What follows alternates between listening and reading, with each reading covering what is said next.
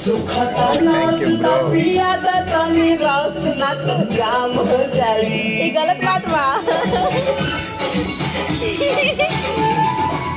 सुखता नाचता पियादा तनी रस ना तो जाम हो जाई, ना तो जाम हो जाई। ए राजा चला ना पिपरवा के तरवा ओही जे सारा काम हो जाई, काम हो जाई।